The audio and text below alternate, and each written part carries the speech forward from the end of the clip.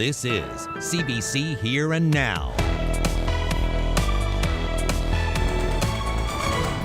You try to follow the rules as best as you can, and then when they're changing so all the time, it's confusing. Frustration as many wait for COVID test results. And health officials warn the number of COVID-19 hospitalizations could spike in the coming weeks. Well, after a couple of days of finally some winter-like weather, another warm-up on the way for the island as we head towards the end of the week, and a potential for a winter storm up across Labrador. Welcome to Here and Now. I'm Carolyn Stokes. And I'm Peter Cowan. Today we got a look at modeling showing how this wave of COVID-19 is progressing in the province. It showed that the number of people getting COVID-19 will likely continue at about a similar level, but expect to see more people in hospital. The number of people in hospital could peak at 20 to 30. So far, the number of people in hospital has been fewer than expected. Today, for example, there are 7 people. Dr. Proton Raman says vaccines are playing a role in keeping people from getting severe disease. So we expect the hospitalizations to rise, but we've been pleasantly surprised that the proportion as compared to the number of active cases that we actually have is a lot less. I think some of this actually has to do with most of the individuals that have COVID have been vaccinated, so they're protected from hospitalizations. Not protected, but they're less likely to be hospitalized. So, can the healthcare system keep up? The health minister said today that by putting off non-essential surgeries, they've kept beds open for a surge. The beds are there. By my calculation, there are roughly 300 empty beds across the regional health authorities. In terms of staff, we do know that we have isolating staff for various reasons. We also have the ability to redeploy staff because of good neighbour agreements with collective bargaining units. And the isolation period changed last week has freed up around 30% of person days of people who would otherwise be isolating. So at the moment, we think we're on the right side of this. The number of daily cases has plateaued. Dr. Raman said today he expects for the next little while cases should be in the 400 to 600 a day range and then hopefully go down. He said there are 3 key things that have helped keep things from getting out of control. Public health measures have really helped in terms of curbing the growth, because we were at an exponential phase of growth for the COVID-19. Secondly, that the vaccinations have helped in terms of lowering our rate of hospitalizations. And third, that to actually decrease our cases in terms of transmission and further decreasing our hospitalizations, boosters are important. So those are the 3 key messages. Now, Dr. Janice Fitzgerald also announced today that some people now qualify for a 4th dose. Anyone who's immunocompromised and received 3 doses last year can qualify for a 4th dose as long as it's 22 weeks after their last shot. This comes from new recommendation from the National Council on Immunization. Well, some more numbers for you now. Let's look at today's numbers. The number of people hospitalized in this province because of COVID-19 continues to climb. Public Health says there are now 7 people being treated in hospital, 3 in critical condition and 4 in non-critical care. That's up from 5 yesterday. There's also a large number of positive cases today because of the release of more out-of-province results. In total, there are 502 new confirmed cases since yesterday, along with 229 other cases from testing done in labs in Manitoba and Ontario, for a total of 731 cases announced today. Now, most are in the Eastern Health region. There are close to 6,500 active cases of COVID-19 in the province. Well, delays in testing and reporting means hundreds of people spent last week wondering whether or not they were infected with COVID. With the provincial lab overloaded, samples have been sent outside the province, leaving some people waiting for answers. Here now's Garrett Berry joins us live from Gander. So Garrett, what kind of stories are you hearing from people? Yeah, Carolyn, there's one that I can tell you tonight that really does shed some good light on the decisions that people had to make as they were waiting to get these tests back. I spoke to Kate Mcleod. She lives in Paradise, and on New Year's Eve, she started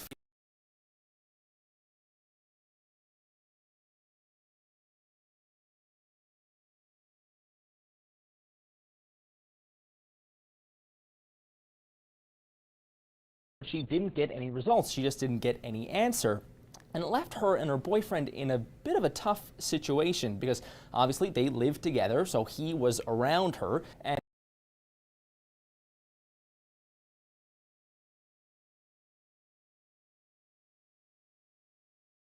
our apologies there. We're obviously having some technical problems with Garrett. Hopefully we can reconnect with him soon.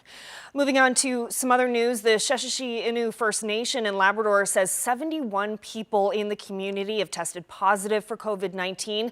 Officials with the First Nation said yesterday the cases include a few young children, and they urged residents to stay home. Now, continuing along Labrador's north coast in the community of Natwashish, officials say 51 people have now tested positive there.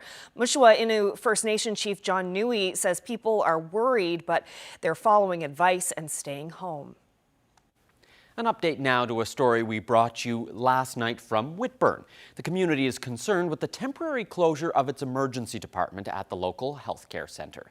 In an email to CBC News this morning, Eastern Health says it assures residents that emergency room services in Whitburn will resume once the resources are stabilized.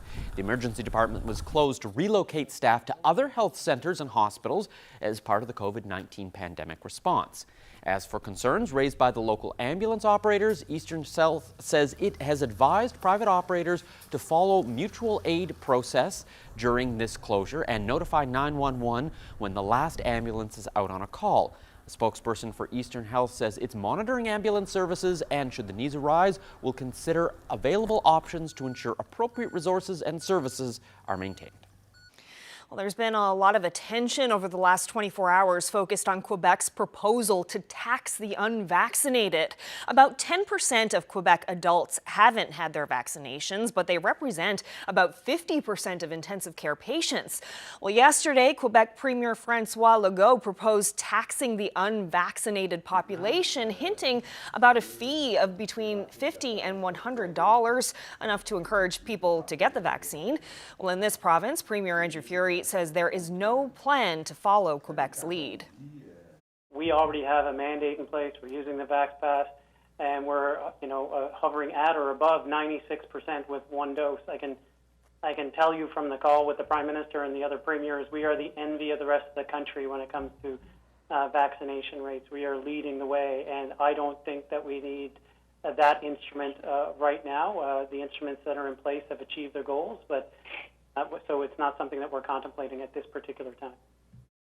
Meanwhile, the Prime Minister was asked to comment about Quebec's plan to tax people who haven't been vaccinated. Justin Trudeau says he wants to see details on how it balances people's rights with the province's goal of protecting them from illness. Vaccines are about keeping Canadians safe, continuing to get through this pandemic the best possible way. And various orders of government are right to look at different ways of encouraging and incentivizing people to get vaccinated. Municipal and provincial politicians in Western Labrador are raising concerns about the removal of checkpoints at the border with Vermont, Quebec. Travelers are supposed to report to the Wabush Airport to receive rapid tests and instructions. Well, yesterday on Here and Now, the Labrador City Mayor and the region's MHA questioned the lack of enforcement. Today, the Premier responded by saying officials don't consider the border a main entry point to the province. Well, as Dr. Fitzgerald has said before, that they're comfortable that this is a regional approach with the communication between our public health and Quebec's public health. But Dr. Fitzgerald, I don't know if you want to speak to, how that is a particular region as opposed to a border. So certainly evidence that we've had from the travel when we had travel checkpoints in is that the vast majority of traffic through that area is related to local traffic, so people going back and forth, which of course is quite allowable and in fact necessary in many of those cases. So we aren't seeing, I mean, there are some travelers who are coming through there, but I know first when we brought in the measures with regard to testing, people were quite eager to get those tests if they were traveling into the region, and so they have been compliant.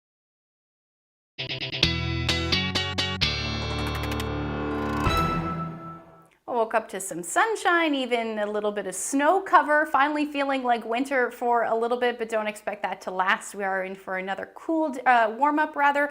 Let's take a look at what's happening right now. Ridge of high pressure in place. And if I zoom out a little bit, you can see where all of that cold air is, in fact, extending down through Bermuda, where we generally see temperatures pretty mild around this time of year, but only set around 16 this afternoon. Temperatures never, or very rarely, should I say, dip below 17 degrees. So we're certainly seeing that cold air ripping Labrador for sure, but we will see that warm up for the island as we head into Thursday, even Friday. Eventually, by the time we get into the end of the weekend, we'll see that colder air return, but it is going to bring a winter storm for parts of Labrador. I'll get into the full details when I come back. Thanks, Ashley. Well, now let's go back to the story Garrett Barry is following for us. Delays in testing and reporting have meant hundreds of people spent last week wondering whether or not they were infected with COVID.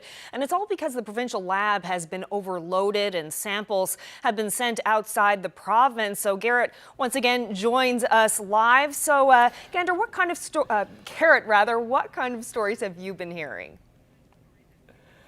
Yeah, thanks very much, Carolyn. Well, I was trying to tell you the story of Kate Mcleod. She's a young woman that lives in Paradise, and following public health guidelines, she decided to get a test around January 3rd because she started feeling sick on New Year's Eve. As the days went on, though, she just didn't get a test result back, and it kind of left her and her boyfriend in a tough situation. They live together. If she was to test positive for COVID-19, he would have to isolate, but because they were kind of in a little bit of a limbo, they didn't quite know what to do. She was sick for a little bit, but didn't know that she had come into contact with anyone who had COVID-19. She was able to work from home and stay home when she was sick, but he couldn't work from home. So he ended up using 4 out of his 5 annual sick days. Now, that test that she got on January 3rd came back on Sunday, January 9th, and she did test negative. It was a relief for her and her boyfriend, of course, but Mcleod says that if she knew it was going to take 6 days to get a result, she probably would have handled things a little bit differently, maybe even paying out of pocket for a private lab to try to get that PCR test result sooner. I've been COVID tested a couple of times, and at the beginning it was normal, but then after the 72 hours passed, it was just pure frustration. There's no other word really to describe it than that. I mean, you try to follow the rules as best as you can, and then when they're changing so all the time, it's confusing. Almost 8,000 tests were sent out of the province. So the president of NABE, Jerry Earle, says this is more than just an inconvenience. He says he's heard from his own members as well as people of the general public who've made some pretty big sacrifices while waiting for their PCR test to come back, missing work and missing pay. He says the government should give a fulsome apology for the lack of communication on this issue. And he says that if delays are going to happen, government should do everything they can to make sure people know how long those test results will take. People were frustrated, they were being adversely affected, and they could have avoided all of that through a simple explanation 10 days ago, where they could have, in one of these public announcements that they do, and said, well, for the coming 7 days, 10 days, here's what's going to happen. And people would have understood it. The vast majority would have understood it. It's just simple information sharing, because people have enough stress on their plate right now across Newfoundland and Labrador. On Monday, Minister Haggie said the provincial laboratory was all cut up, so he thought no further shipments were needed. But that same day, 1,300 more tests were in fact sent out of the province. So this afternoon, when the minister spoke to the public again, he said he gave the information as it was presented to him on Monday, and he's trying to figure out what went wrong. Waiting for some clarification and explanation as to how that happened. I'm also waiting for confirmation on whether or not there still is a backlog of swabs and when these can be dealt with. Until the last of these goes out, we will still continue to see add-ons, as it were, from historical results. So, Carolyn, right now, according to public health directions, you actually do, in some situations, need a negative test result before you can leave isolation. We've asked public health, rather, what people should do if they can't get their hands on their results before that isolation period is over. So far, we haven't heard from public health about direction to the public in that case, but we will, of course, update people as that guidance comes. Carolyn. Thanks so much, Garrett. That's Here and Now's Garrett Berry reporting live from Gander.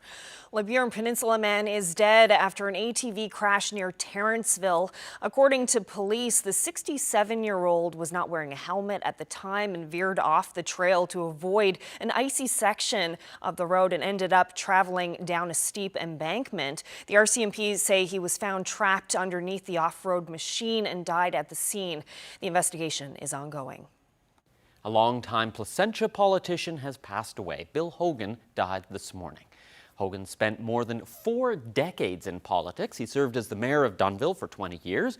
He was the area's MHA from 1989 to 1993, where he was a cabinet minister for municipal and provincial affairs. He might be best remembered, though, as the mayor of Placentia, a title he held for 15 years. Hogan was 84 years old. If you talk to anybody in this community, would talk about the respect that they had for Mr. Hogan. Mr. Hogan was he was a strong man, but you know what? He was straightforward. He was a colorful man. He got things done. He never sat idly by and waited for someone else to do something or wait for something to come to him. If he wanted something, he went out and got it, and he certainly let anybody know who was might have been standing in the way of getting stuff for Placentia. Now, we're going to have more about how people are remembering Bill Hogan. That's coming up in about 20 minutes on Here and Now.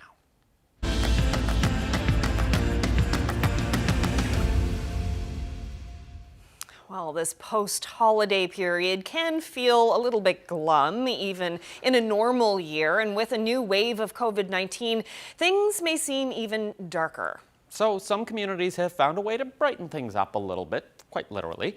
Many of the big holiday light displays are going to stay up a little while longer. Here now, Zach Gowdy checked out a few last night.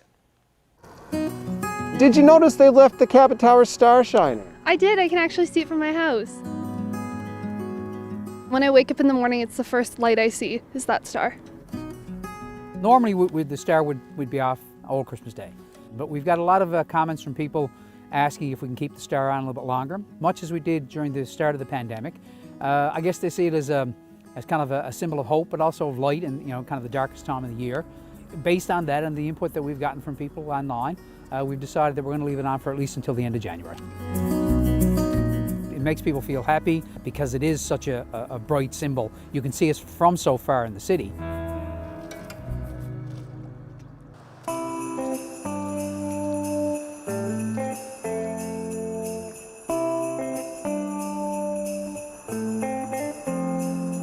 Well, last year we started the lighted walk here at Manuel's River. It's something that we wanted to do for a while, but as we drew into Christmas and the new year, things took a really sad turn with COVID, and of course we are where we are now with it, and it's affecting so many people. And we thought this year, instead of taking the lights down, that we would extend them for a week or so. Since then, we have chatted as a council and have agreed that these lights here will now stay on not only through this week, but will actually be extended through February 20th. How did you guys enjoy the lighted walk this evening? Oh, it's really cool. During COVID, it's nice to have the lights on. Yeah. Yeah? they enjoyed. Little bit This extra was her joy. idea to come tonight, hey? Some other seasonal light displays will be brightening up our lives a little while longer. Here in St. John's, the Bowering Park Festival of Music and Lights was scheduled to go dark on January 6th. Instead, this and other city light displays are staying lit until January 31st.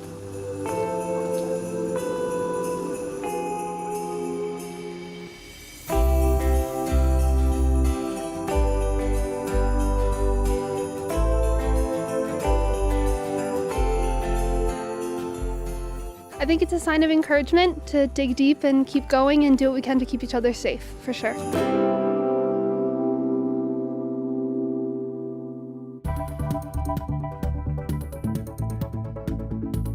Temperature is expected to climb up above zero for the next couple of days, but we may even see the risk of some freezing rain for your Friday on the West Coast. I'll have the full forecast after the break.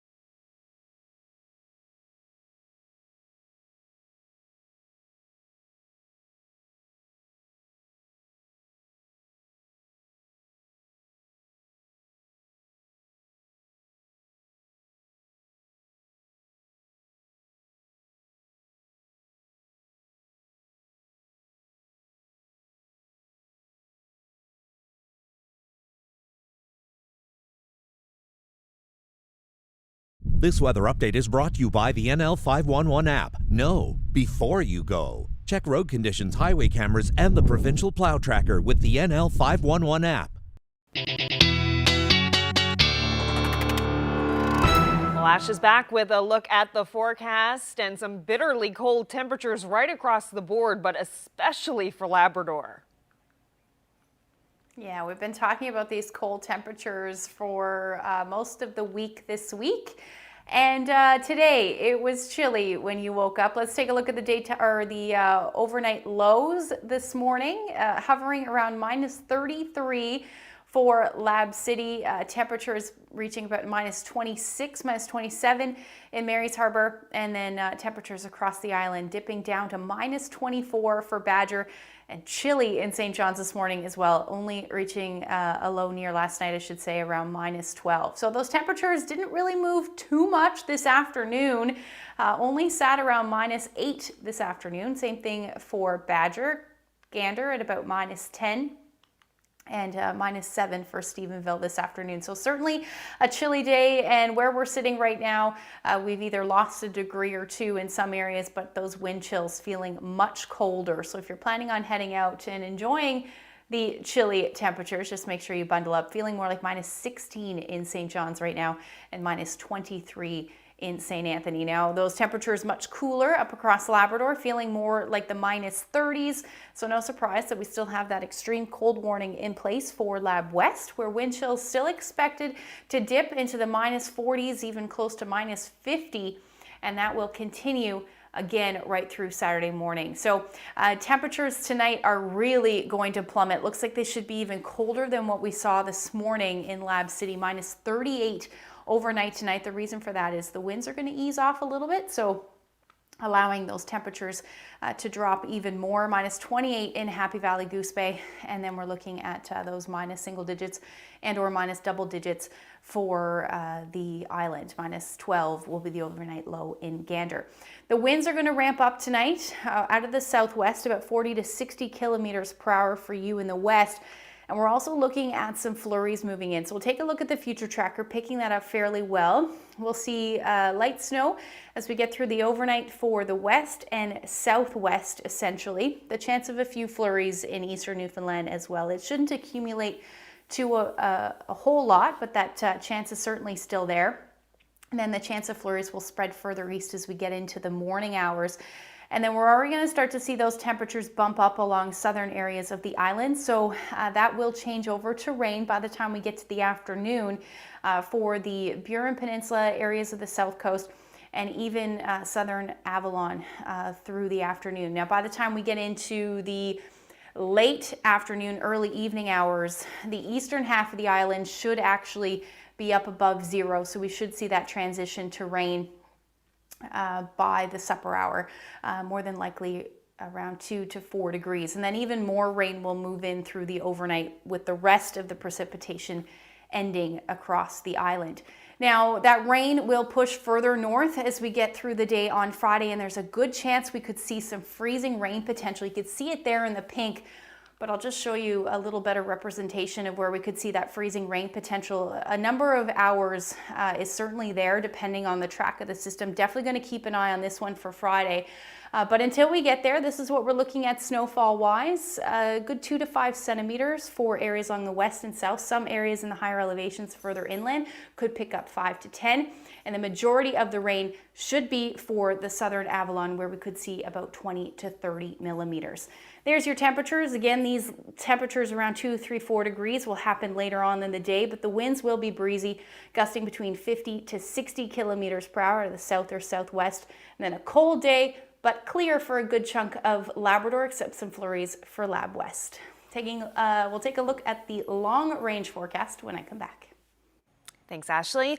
Well, we have a message for CBC Radio listeners in parts of Labrador. CBC Radio is off the air in the Upper Lake Melville area at this time. There's an issue with a transformer on Dome Mountain near Happy Valley, Goose Bay, and the recent weather there is hampering the repairs. But there are other ways you can listen to CBC Radio. You can listen online by using the CBC Listen app on your phone or tablet, or listen online at cbc.ca/listen. From there, you can select Goose Bay. This will get you the local CBC Labrador station and feed. Health officials say case counts are expected to go down. So does this mean it's time to ease restrictions? Well, Dr. Janice Fitzgerald said today they're looking at the numbers carefully before making an announcement sometime next week. If you remove them too quickly, you will see a surge in cases again. And so our plan right now is to reassess and reevaluate at the end, at the end of the week and into Monday. So we'll have more information then. A lot can happen in a few days, as we found out with Omicron. So we want to make sure that we have the most up-to-date information when we're making those decisions. Our goal, though, is to only have these restrictions in place as long as we need to have those restrictions in place. But they are clearly serving a purpose. They're doing what they need to do.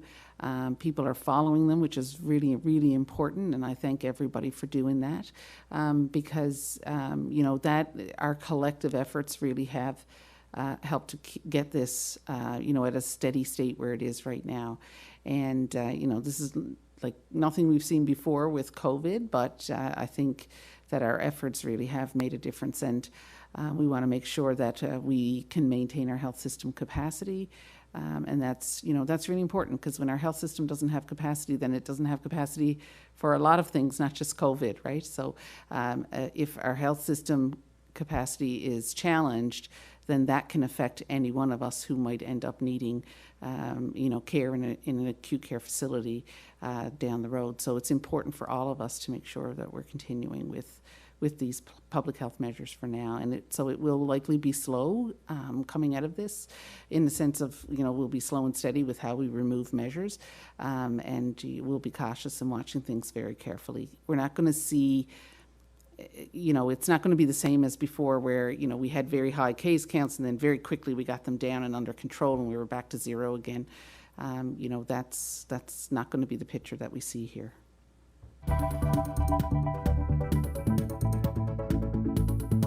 And we'll go from 30 retailers to approximately 45 by the end of March.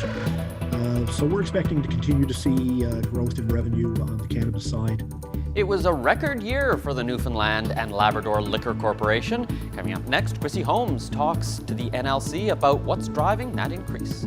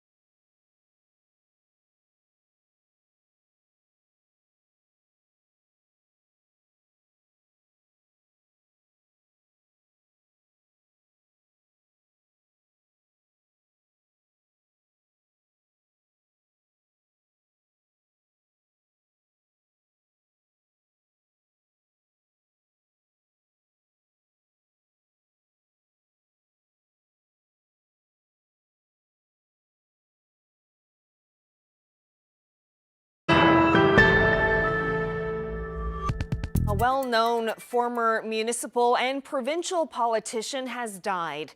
Bill Hogan passed away this morning at the age of 84. He served in politics for 44 years and was perhaps best known as mayor of Placentia, a position he held for nearly 15 years. Before that, he was MHA for Placentia for 4 years and mayor of nearby Dunnville for 20 years.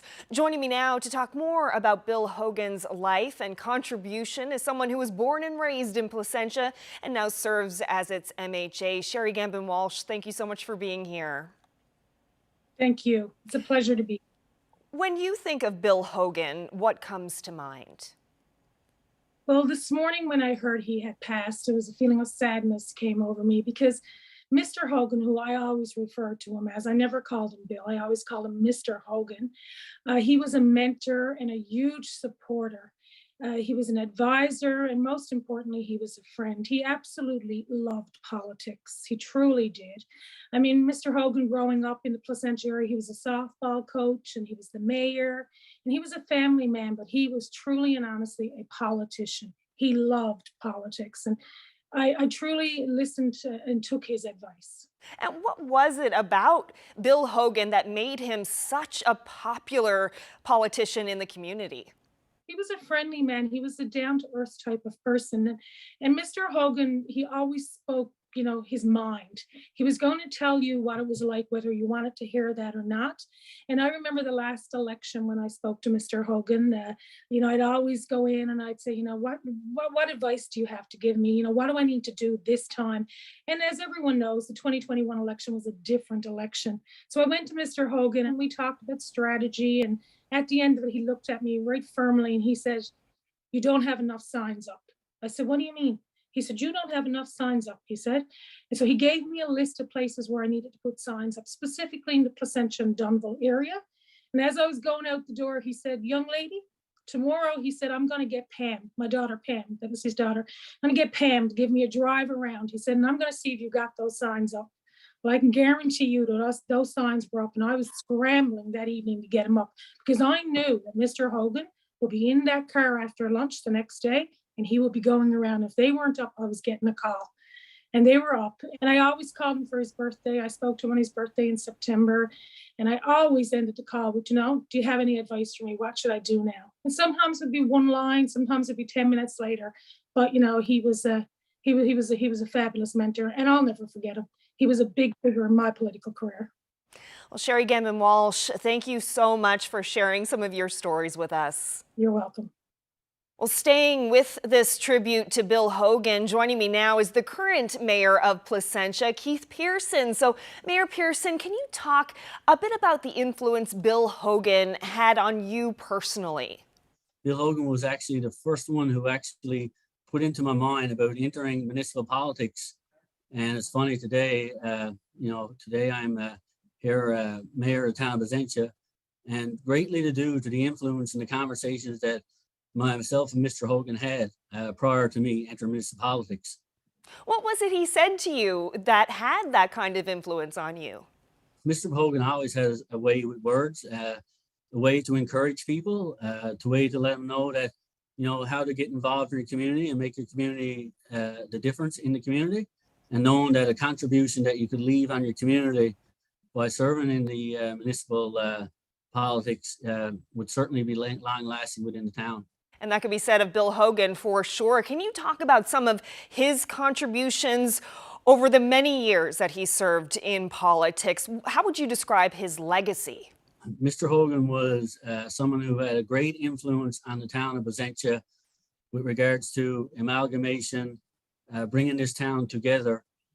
He was instrumental in the wave wall that currently surrounds Placentia. He was one of the instrumental figures in bringing that forward.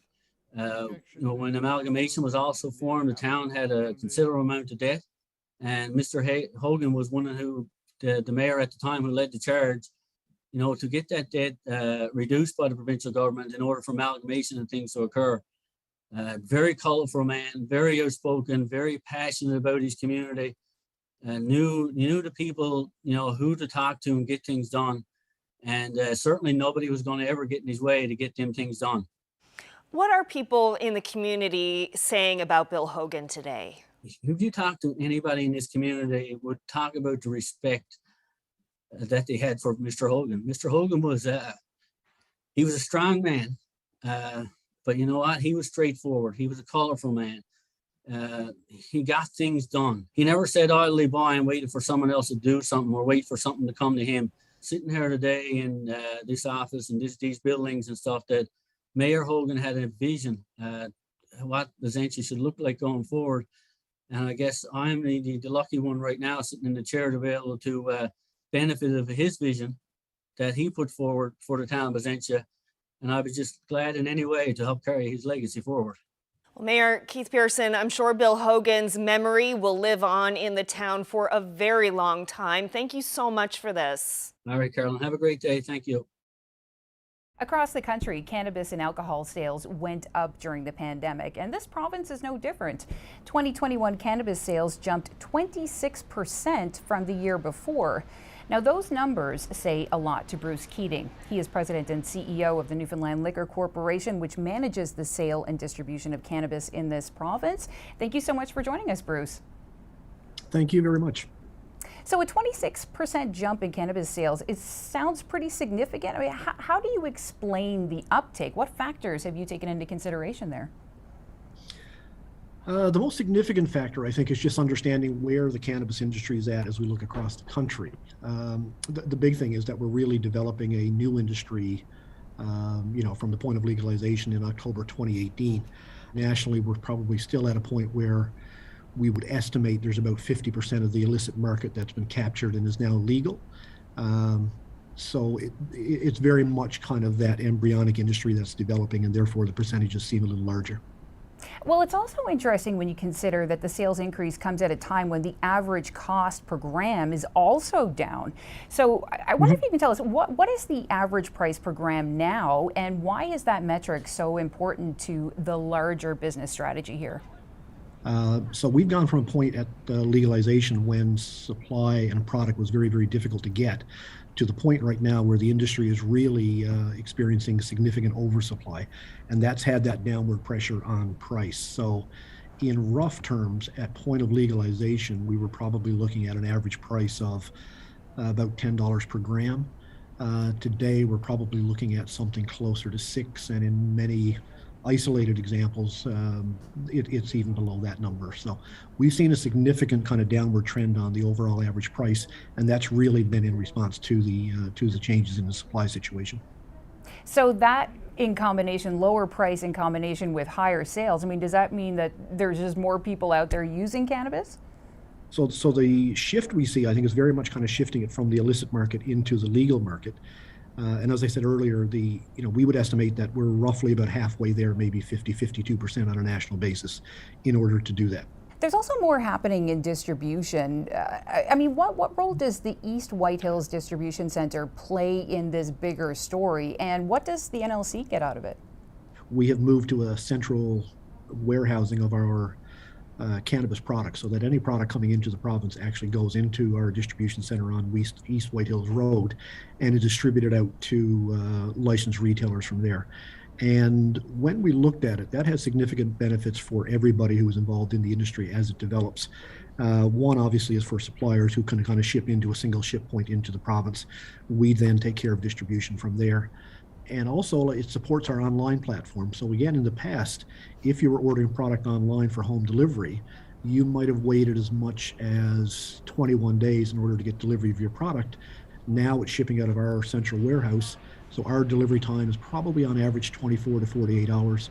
So it's had big benefits all the way around for suppliers, the retailers, and also for the end consumers. And looking out to next year, what are your expectations? The expectations, given the embryonic nature of the industry itself, is that we will continue to see significant growth because there will be more retail locations across the province. This year we've opened up new locations in Gander, Grand Falls, Windsor, Stephenville, Corner Brook, and so on. And we'll go from 30 retailers to approximately 45 by the end of March. So we're expecting to continue to see growth in revenue on the cannabis side. And as we grow that, we are expecting to continue to see shrinkage on the illicit market side as well. Bruce, thank you so much for your time. Thank you very much, Chrissy. Bruce Keating is the president and CEO of the Newfoundland Liquor Corporation.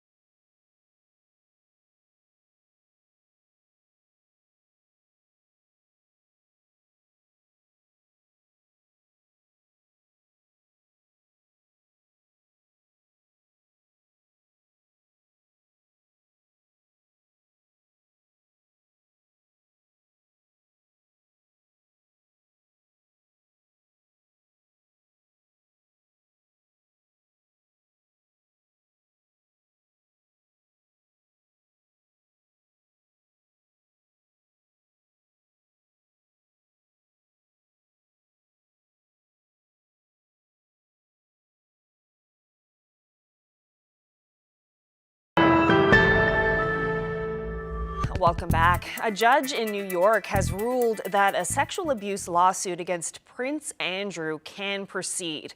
The prince has been trying to have the case by Virginia Giuffre dismissed. She alleges she was sexually assaulted by the prince on at least 3 separate occasions when she was 17. Freelance reporter William Denslow has the latest. Just over a week ago, a hearing was held on whether to throw out this case against Prince Andrew.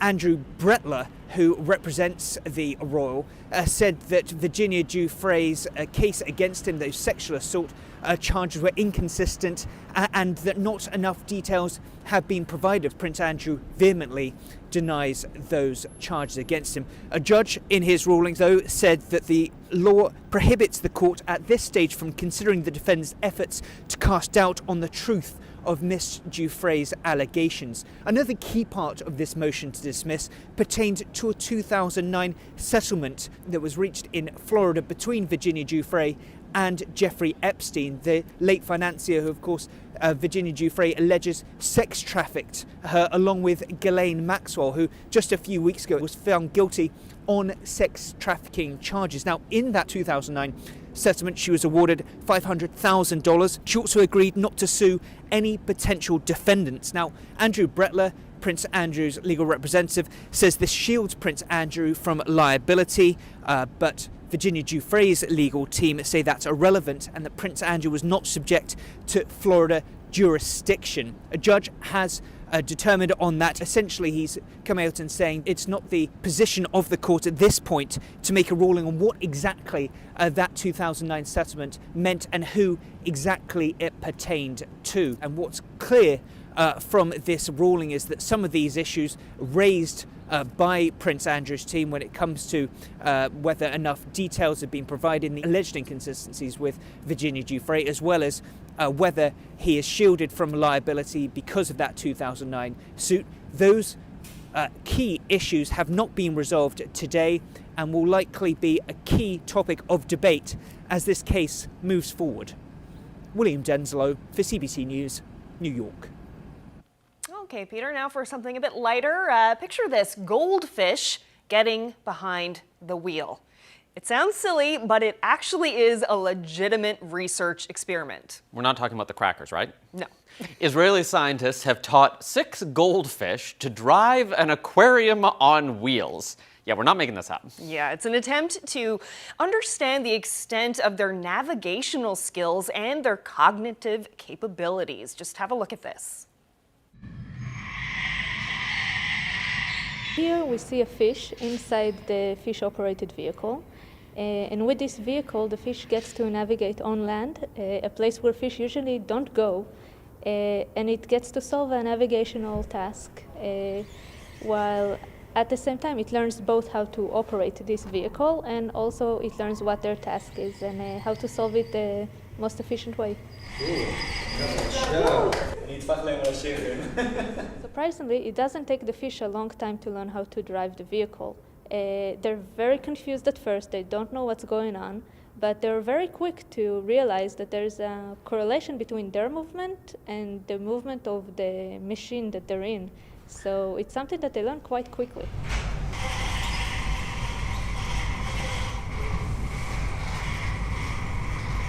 This is a preliminary study. We used 6 fish and they were all able to learn the task to some extent. There were very good fish that were doing excellent, and there were mediocre fish that were showed controlling of the vehicle, but were less proficient in driving it.